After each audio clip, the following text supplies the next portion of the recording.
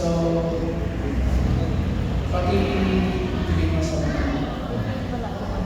bawat isa. Sundan niyo po ako sa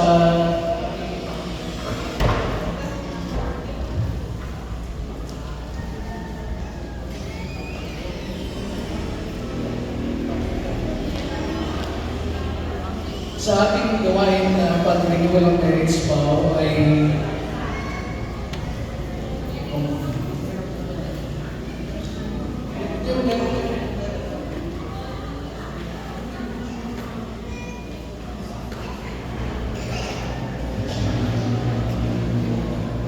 nagiging pangalan.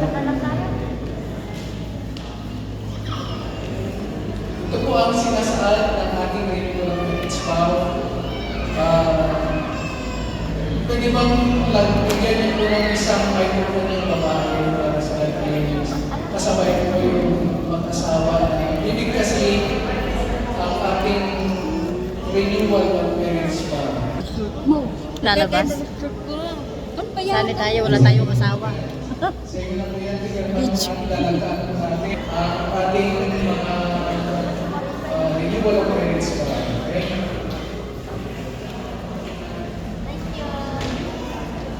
Yeah. The Christ United Methodist Church for renewal of marriage vow. Okay, sabay-sabay po. Mamaya muna tayo magpagpirmahan. Okay. Alright, sige. 1, 2, lahat. Sabay-sabay. Basahin. Sabay. Basahin nyo rin yung pangalan ninyo. Ready? Go. Ready? Go. Pag-ibig ang pangalan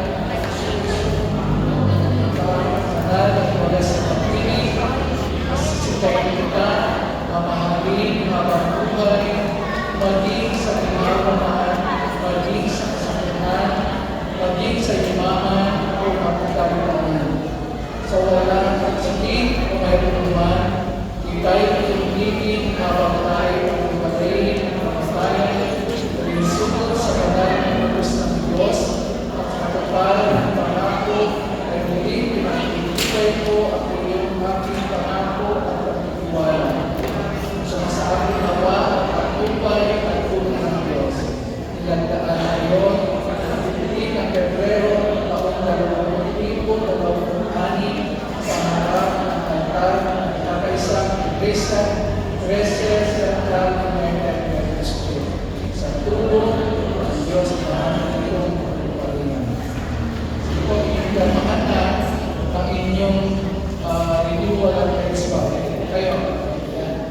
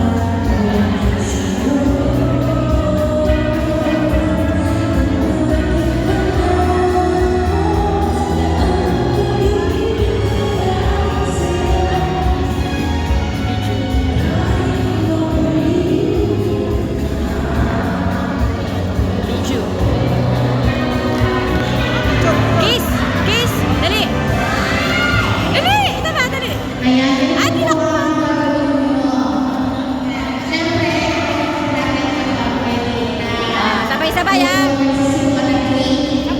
Sabay-sabay. Harapan. Harapan. Harapan. Ito, bago nyo isubo yung cake sa inyong asawa, ay sasabihin nyo po muli ay, ikaw ay aking pipili ulit dahil. Yun po. Kailangan nyo po sagutin niya. Tungtungan po yun. Ikaw ay aking pipili ulit dahil, tapos sa kanya po kayo susubukan. Yan. Ready na po? And doon tayo sa pinakabata natin na kinasal.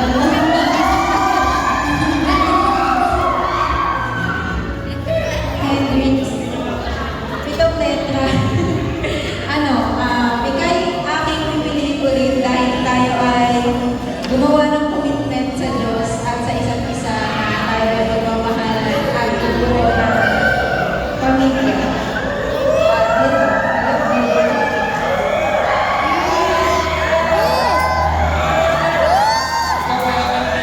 niyo, Dahil wala na eh.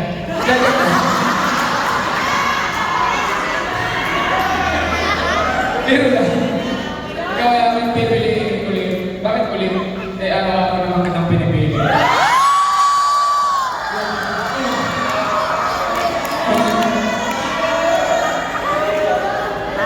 pwede na po kayong sumubo. Ayan, di ba sabi kung gaano kalaki yung cake na isusubo, gano'n din kalaki yung pagmamahal. Napakabilis naman ang pagmamahal.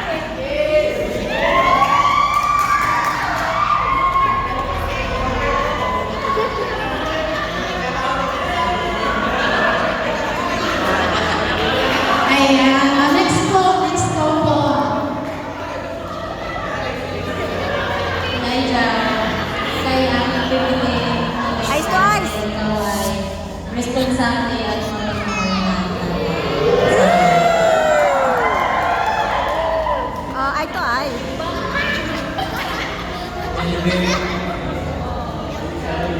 Ikaw ulit yung pipiliin ko dahil ikaw ay pipiliin ko sa akin.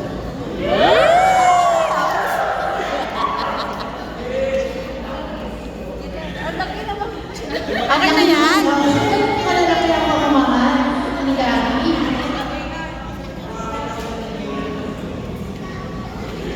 Alright. Oh. My dear, ikaw ang pipiliin ulit dahil unang-una sa pagmamahal mo sa amin at sa pagmamahal mo sa Diyos at sa patuloy na pagtataguyod sa amin. Ito yung ating pamilya sa patuloy na pagtataguyod sa Panginoon at patuloy pa rin kita kaawain. Habang may lumikit sa amin.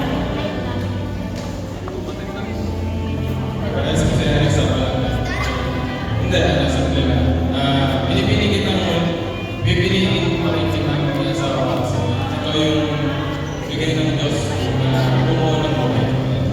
Yes.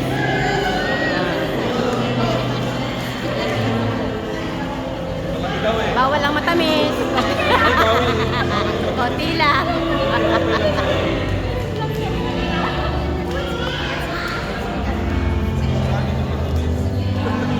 Good morning po. Ang asawa ko ang aking pipiliin ko kasi siya ang binigay niya sa akin.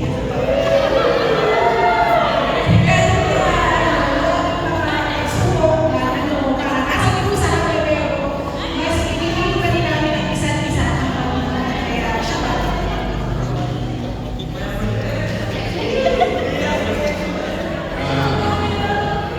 Mungkin sabi nga nila pipilihan mo ulit. Ikaw pa rin. Dahil ikaw ang binigay ng Diyos at sigit sa lahat, ikaw ang karapatan ng buhay.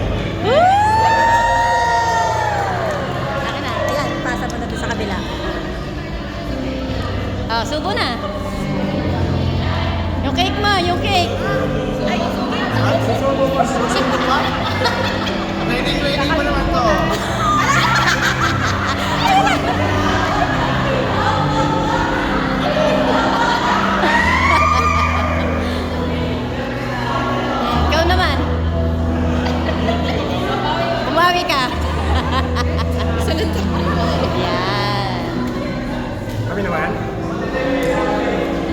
Ang asawa sa pinili ko, kahit Pinay, Kristiyano pala siya.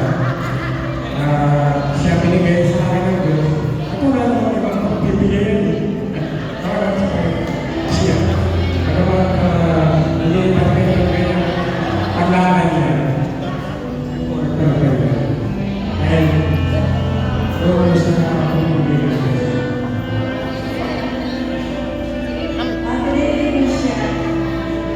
Mamaya pa, mamaya pa.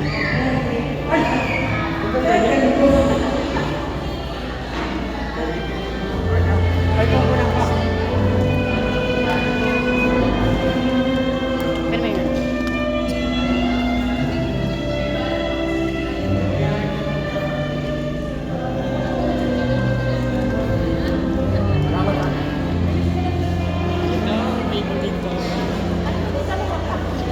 ay to ayan ha, ay to ay.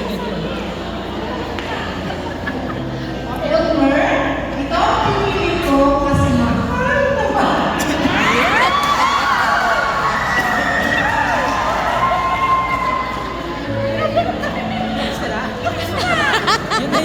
Oh, sure. Yun ang pinakatamong ano, sagot. Pipiliin kita ulit. Kasi wala naman pagpipilian. Ikaw lang ang pinili sa akin. Kaya hanggang sa akin, nagpilihan, ikaw at ikaw pa rin ang aking pipiliin. Okay.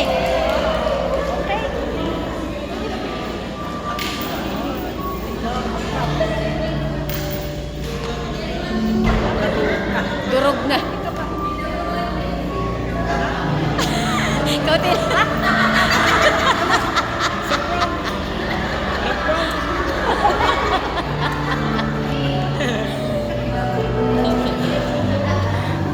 Magaling. Ito ang aking piliin habang pinuno. Sa ilalim. Salamat at pagkakas. Salamat dito pagkakas. Salamat at hindi naman. Salamat.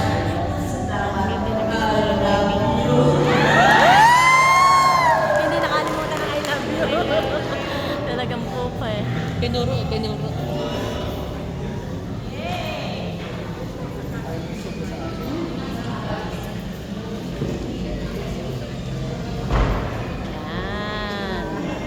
Yan. Next. Oh, ito ayan ha. Hello, Mar. Ikaw ba yung pipiliin ko kagaya ng pagpili ko sa'yo nung wala tayong naging boyfriend noong 2009? Nung kinasal tayo noong 2020 at nung nagkaanak tayo. Ikaw pa rin ang pipiliin ko. Siyempre, pangatlo na tayo ng yes. Kasi ikaw pa rin ang pipiliin ko dahil alam ko, ayaw pinaka.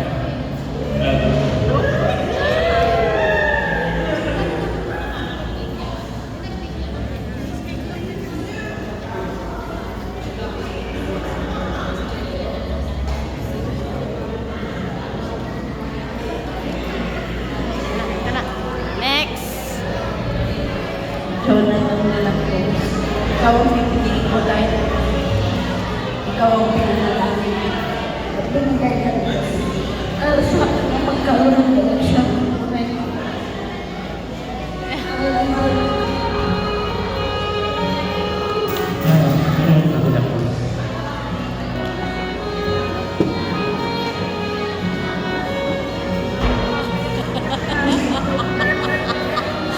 iyakan.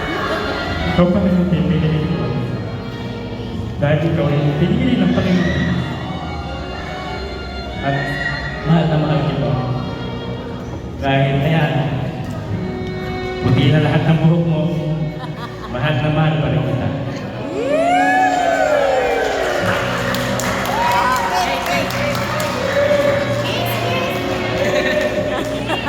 Nanginginig na. Parang ano, baguhan ah. Ayun!